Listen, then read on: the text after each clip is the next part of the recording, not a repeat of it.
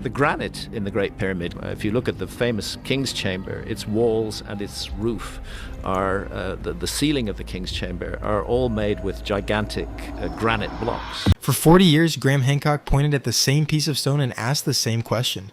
Nobody in the academic establishment wanted to answer it. They wanted him to go away. They called him unqualified. They called him dangerous.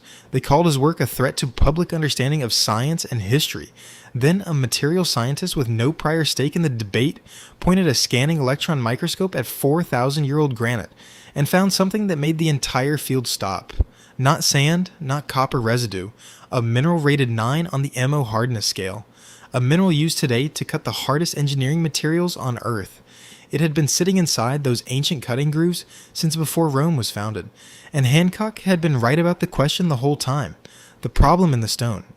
Ancient Egypt built with two materials, limestone for the bulk, granite for what mattered most.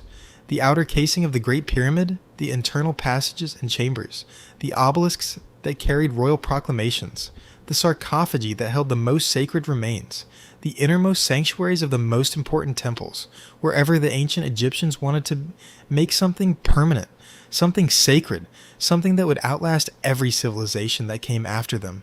They used granite, specifically the red and gray granite quarried at Aswan, nearly 900 kilometers south of Giza, then transported by the Nile to the building sites of the north. Inside the Great Pyramid, the King's Chamber is built entirely from Aswan granite. The 5 courses of granite beams forming the relieving chambers above it, each slab weighing between 25 and 70 tons, were cut and fitted with tolerances that engineers who have measured them describe as extraordinary. The sarcophagus in the King's Chamber is a single, hollowed block of red granite too large to fit through the current entrance to the pyramid, which means it was placed inside the chamber before the chamber was sealed around it. But the Great Pyramid is not the most extreme example of what ancient Egyptian granite workers achieved. That title belongs to the Serapeum at Saqqara. Carved into the bedrock beneath the desert south of Cairo, the Serapeum contains a series of burial chambers for sacred Apis bulls. Inside those chambers sit granite sarcophagi, large boxes of red and black granite, each weighing between 70 and 80 tons cut from single blocks of stone. Their lids, each weighing roughly 27 tons, fit so precisely against the box rim that when sealed, they create a near airtight contact that engineers who have examined them describe as requiring tolerances measured in hundredths of a millimeter across a contact surface several meters long. The exterior surfaces of the boxes bear none of the rough tool marks that conventional abrasive and copper methods produce. They are polished to a mirror finish that reflects light across the chamber walls. No modern research team has attempted to explain how that finish was achieved with the tools the textbook credits. The conventional account has no explanation to offer. It simply does not discuss it. Flinders Petrie, the founder of modern scientific archaeology in Egypt, was among the first to examine the granite work systematically. In the 1880s, he documented something he found deeply puzzling. Hollow cylindrical cores pulled from Aswan granite, bearing spiral grooves on their outer surfaces.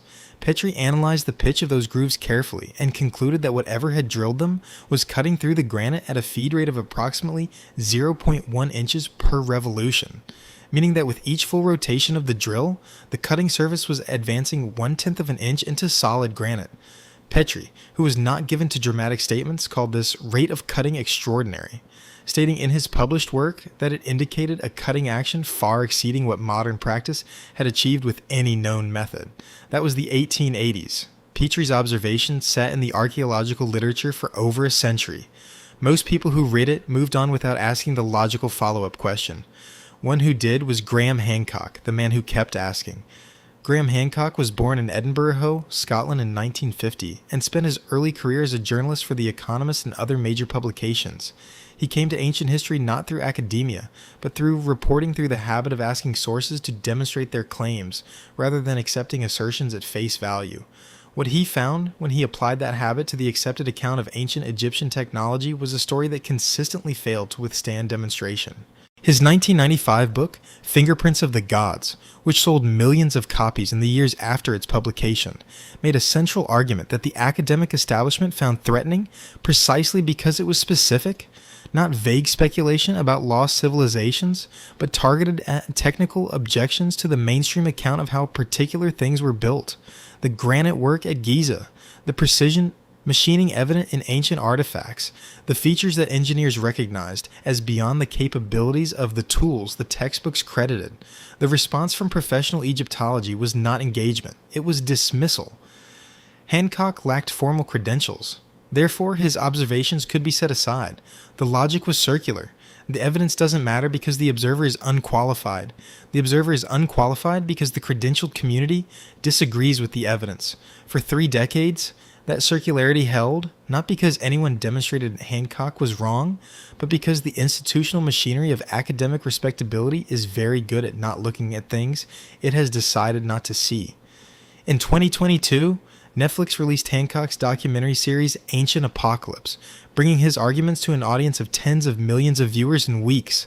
The Society for American Archaeology responded with an open letter to Netflix criticizing the series, arguing it promoted pseudoscience and caused real harm to public understanding of the past. In 2024, Hancock debated Dr. Flint Dibble, an archaeologist from Cardiff University, in a widely watched exchange on the Joe Rogan Experience that attracted more than 10 million views. The debate was substantive, pointed, and revealing, not because one side won, but because it demonstrated that the technical objections Hancock had been raising for 30 years still had no satisfying, conventional answers. The granite question specifically remained open. Hancock's challenge was straightforward. The official account says the ancient Egyptians cut granite using copper saws and sand as abrasive. Demonstrate it. Show me surfaces produced by copper and sand that match the ancient examples. No one had done it. No one had come close. Then someone decided to actually look at what was inside the ancient cuts, copper, sand, and the test that failed. Before addressing what the scanning electron microscope found, it is worth being precise about what it was expected to find, because that expectation reveals exactly what the mainstream account predicts, and why the actual finding is so significant. Copper rates approximately 2.5 to 3 on the MO hardness scale, a measure of how resistant a mineral is to scratching. Granite contains quartz, feldspar, and mica. Quartz, granite's hardest component, rates 7 on the MO scale. The basic principle of abrasive cutting is that your cutting medium must be harder than the material you are cutting. Otherwise, the cutter wears away while the surface being cut remains intact. Copper at 2.5 to 3 cutting quartz at 7 is not a viable cutting system under any plausible combination of pressure and lubrication. Sand, which is primarily quartz, and therefore also rated at 7, creates a temporary exception, but only if the sand particles are finer than the surface being cut and are maintained consistently between the copper tool and the granite. The moment the copper distorts, which it does rapidly under the required pressure, the sand particles embed in the soft metal and lose their effectiveness. Dennis Starks, an experimental archaeologist at the University of Manchester, spent years testing this. He built accurate replicas of the copper tube drills and flat copper saws that the mainstream account credits. He sourced appropriate sand. He applied what the evidence suggested about ancient technique as faithfully as he could. His published results showed that copper tube drills with quartz sand could drill granite, but at a rate of advancement measured in millimeters per hour with rapid copper degradation that required continuous tool replacement. The surfaces produced were rough, inconsistent, and bore no resemblance to the clean, continuous spiral grooves that Petrie had documented. What is significant is that Petrie himself did not fully believe in the copper and sand explanation. In his original published analysis of the drill cores, he suggested that the cutting efficiency implied by those spiral grooves could only be accounted for by a tool fitted with fixed cutting points of a material harder than quartz. He specifically mentioned corundum and jewels as candidates. Petrie wrote this in the 1880s. The academic mainstream subsequently chose the copper and sand framework, and Petrie's own stated reservations were quietly set to one side, where they sat for over a century until Dr. Massoud's microscope went looking for what the stone actually contained. Chris Dunn, a precision machining professional with 4 decades of experience working with CNC equipment and aerospace tolerances, examined ancient Egyptian granite artifacts firsthand and published his conclusions. He found surfaces flat to within thousandths of an inch across meters. He found drill holes maintaining perfect circularity throughout their full depth. He described these results as matching or exceeding the standards achievable with modern precision manufacturing equipment. Not approximately matching, matching precisely. When 2 independent approaches, experimental archaeology and professional engineering assessment, both fail to support the copper and sand explanation, the honest intellectual response is to ask what the stone itself says about how it was worked. That is exactly what Dr. Masudi decided to do, what the microscope found. Dr. Masudi is a specialist in tribology, the science of friction, wear, and the interaction of surfaces under pressure and motion. It is one of the most precise disciplines in material science, concerned with understanding at a molecular level what happens when one material moves against another. His expertise had nothing to do with ancient Egypt before this investigation. That independence was for the purposes of the research essential. The tools Dr. Masudi and Hancock used were scanning electron microscopy, which images surfaces at magnifications thousands of times greater than optical microscopes, and energy dispersive X-ray spectroscopy, which identifies the chemical elements present in a sample by analyzing the X-rays it emits under electron bombardment. Together, these instruments do not simply show what a surface looks like, they show what it is made of at the level of individual elements and compounds. They examine ancient Egyptian granite cutting surfaces, the interiors of tool grooves made 4,000 years ago and left undisturbed since. Surfaces that no one had previously thought to analyze with instruments of this precision. Dr. Masudi expected to find quartz, sand, copper residue, the chemical fingerprint of the tools the textbooks described. What energy dispersive spectroscopy returned was something else entirely. Corundum aluminum oxide Al2O3, the mineral that forms rubies and sapphires in its crystalline state, rated 9 on the MO hardness scale, harder than quartz, harder than any component of granite, second only to diamond. The same mineral that industrial abrasive manufacturers synthesize today, specifically because nothing else cuts engineering hard materials as effectively. This was not a trace contamination. The corundum particles were embedded within the cutting grooves themselves in positions and concentrations consistent with having been actively present during the cutting process. They were not deposited afterward. They were there when the granite was cut. The microscopy revealed additional details that compounded the significance of the corundum finding. When a surface is worked by hammering or by an abrasive moving erratically under inconsistent pressure, the stone beneath the visible cut shows subsurface fracturing, micro cracks propagating downward and outward from the cut line into the body of the material. Sand abrasion under copper produces this signature reliably. The ancient cut surfaces showed something different. A clean, shear boundary with almost no subsurface fracturing, suggesting that the force applied during cutting was consistent, directional, and controlled to a degree that prevented energy from scattering laterally into the surrounding stone. In tribological terms, this is the signature of a hard, well-laded abrasive moving in a controlled path under steady pressure, not the signature of sand embedded in soft copper being dragged irregularly across a hard surface. The significance of this finding turns on one geological fact. Corundum does not occur naturally in Egypt in any form, suitable for use as an industrial abrasive. The nearest major natural deposits lie in regions including Sri Lanka, India, and the eastern Mediterranean areas that ancient Egypt maintained trade relationships with. But accessing corundum from those sources and recognizing its cutting properties would have required deliberate identification. Long D, distance procurement, and systematic application. There is notably archaeological evidence that emery, a naturally occurring impure form of corundum, was traded in the ancient Mediterranean world.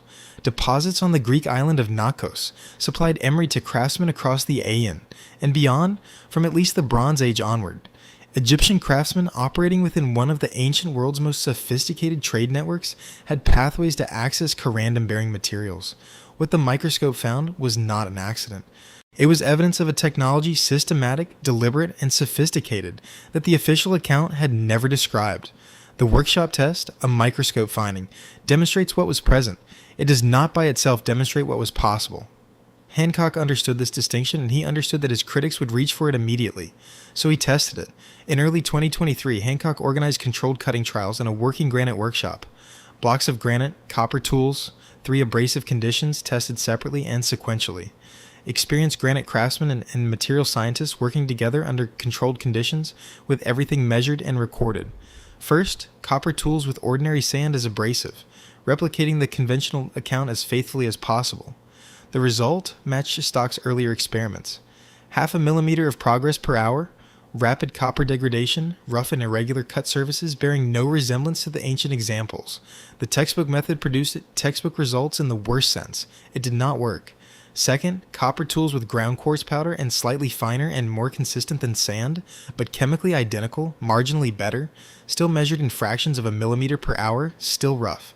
Third, copper tools with a slurry containing corundum mixed with quartz as a carrier medium. The change was immediate and striking. The copper stopped fighting the granite and began directing the abrasive efficiently across the cutting surface. Resistance dropped. The cut became smooth. Progress jumped to over 3 millimeters per hour, more than 6 times faster than the sand condition, and tool wear fell substantially. Nick Giza, a craftsman with 30 years of professional granite work behind him, was part of the trial. He had spent his career testing every plausible method for reproducing ancient granite surfaces and had consistently hit the same wall. Nothing he tried came close to what the ancient examples showed. When he set the copper tool into the groove with the corundum slurry and pushed, he later described the experience as the first time in 30 years that the material felt cooperative, like the tool and the stone were finally working with each other rather than against each other. Then came the drill cores. Corundum slurry loaded into a copper tube drill, pressed into granite, and rotated. The cores extracted from that process displayed the same distinctive spiral groove pattern that Petrie had documented in the 1880s and declared extraordinary. The grooves that no previous experimental method had ever reproduced. They appeared on the workshop table, cut fresh that afternoon, matching the profiles of artifacts that had sat in Cairo for over a century as examples of technique no one could explain. One afternoon, one material, the answer to a mystery that had been open since the Victorian era. What the experiment also revealed was that the corundum method required real skill. The slurry concentration had to be maintained within a specific range. Too thin and cutting efficiency collapsed. Too thick and the groove clogged. Pressure had to be even, temperature managed, consistency sustained. In the workshop trials, the team found that the optimal corundum particle size was between 100 and 150 microns, fine enough to maintain consistent contact with the granite surface, but coarse enough to hold its cutting edge through multiple passes. Getting the mixture wrong by even a modest margin produced cuts that degraded toward the same roughness that sand abrasion leaves. Getting it right consistently across the hours or days required to hollow a sarcophagus or core a shaft, required a level of trained muscle memory that only sustained practice produces. This was not a technology anyone stumbled across accidentally. It was a technology developed, refined, and transmitted through practice. The kind of knowledge that lives in hands, passed from craftsman to apprentice across generations, and that disappears completely when the chain breaks. The chain broke, the knowledge vanished, and for 4,000 years, the cuts it left behind sat in the stone asking a question that everyone had agreed to answer incorrectly rather than look at carefully. Target is approximately 548 words. Here's the expanded version, the wall that wasn't about the evidence. When Hancock presented these findings, first at a materials science conference in late 2023, then publicly, the response divided along predictable lines. The engineers and materials scientists in the room engaged with the data. Dr. James Harold, a geological archaeologist who had spent decades studying Egyptian quarrying methods, noted that abrasive slurries are inherently non-preserving. They work, they are used up, and they leave no residue that archaeological methods would detect as a deliberate tool. The corundum embedded in the cutting grooves might be the best physical evidence that will ever exist for this technology precisely because it survived inside the cuts while everything else was consumed by the process. Harold described the hypothesis as warranting serious scientific investigation and called for controlled replication trials under peer-reviewed conditions, the normal scientific response to an unexpected finding supported by physical evidence. Professional Egyptology responded differently, and the nature of that response revealed something important, not about the evidence but about the institution. The objections were not technical. No Egyptologist demonstrated that copper and sand could produce the observed surfaces. No one provided experimental results matching the ancient examples by the conventional method. No one explained the corundum particles inside the cutting grooves. The objections were about Hancock's credentials and about the principle that outsiders should not be permitted to question settled conclusions, regardless of what the physical evidence shows. The Society for American Archaeology's open letter to Netflix following Ancient Apocalypse argued that alternative archaeology caused harm to indigenous communities, a charge that, whatever its validity as a broader cultural critique, had nothing to do with whether corundum was present in ancient cutting grooves. Conflating the cultural politics of alternative archaeology with the specific technical question of what abrasive was used to drill granite is not a rebuttal, it is a change of subject. This pattern has precedent outside Egyptology.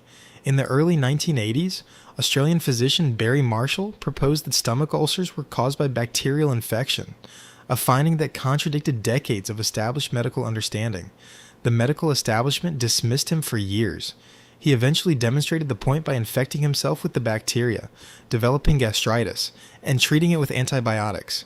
He received the Nobel Prize in Physiology or Medicine in 2005. The lesson the Marshall case teaches is not that outsiders are always right. It is that the credential of the observer is not a substitute for examining the evidence the observer presents. Hancock addressed this directly in a 2024 interview. He said the response confirmed what he had understood for 30 years. The resistance to examining this evidence had never been primarily about truth. It was about authority, about who controls the definition of the ancient past and who is allowed to contribute to revising it, about a system in which the price of admission is deference to existing conclusions, making genuine revision structurally impossible from within. The parallel situations are not hard to find. Across several other ancient sites where granite and hard stone work defies conventional explanation, the megalithic precisely fitted walls at Sakayan in Peru, the H-blocks and other precision stonework at Pumapunku in Bolivia, the colossal temple stones at Baalbek in Lebanon, where a single quarried stone called the Stone of the Pregnant Woman weighs approximately 1,650 tons, making it the largest quarried block in human history. The same pattern holds. Extraordinary physical evidence, conventional explanations that fail under testing, institutional resistance to examining the gap between the two. The ancient world's granite program operated across centuries, employed thousands of people, and moved stones of 100 tons or more across 900 kilometers of river. The scale suggests not a secret held by one craftsman, but a systematic industrial technology maintained across generations, documented not in surviving texts, but in the cuts left in the stone. Those cuts have been there the whole time. The electron microscope simply finally asked them what they were made of. What changes? Now, the corundum finding does not explain everything about ancient Egyptian stone technology. It explains one specific thing: what made certain cutting processes work at a precision that copper and sand cannot achieve. How the corundum was sourced, processed, and distributed at industrial scale remains an open question. Whether similar findings will emerge from systematic examination of stone surfaces at other ancient sites is something no one has yet tested comprehensively. What the finding does with considerable force is close one specific argument.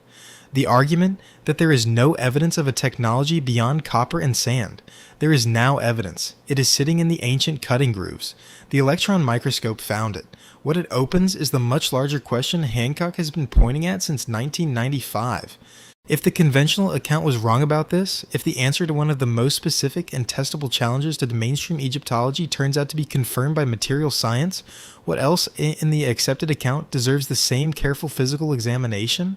The ancient granite drill cores that Petrie documented in the 1880s are still in the Cairo Museum. The surfaces are still there to scan. The analytical instruments now exist that did not exist in Petrie's time. The question of what made those grooves can now be tested rather than assumed. And the Serapian boxes at Sakura. Those 70 to 80 ton granite enclosures with their near airtight lids and mirror polished surfaces have never been analyzed with energy dispersive X-ray spectroscopy. No one has pointed a scanning electron microscope at their interior surfaces and asked what abrasive left its signature in the polish. The answer to that question is sitting in the stone, preserved in the same way the corundum was preserved in the cutting grooves at Giza, waiting as Petrie's drill cores waited for someone to look with the right instrument. If the same corundum signature appears in those surfaces, if the mirror finish on a 70-ton box turns out to have been produced by the same technology that cut the drill cores, the implications for our understanding of ancient Egyptian industrial capability reach well beyond any single site or any single debate about credentialed observers. Graham Hancock spent 40 years being told he was not qualified to ask the question. The corundum particles in 4,000-year-old granite did not care about his qualifications. The stone held the answer. Someone finally looked. If this is the kind of investigation that keeps you awake, subscribe now because the next surface being scanned belongs to a site that makes this one look straightforward, and I want you here when those results come back.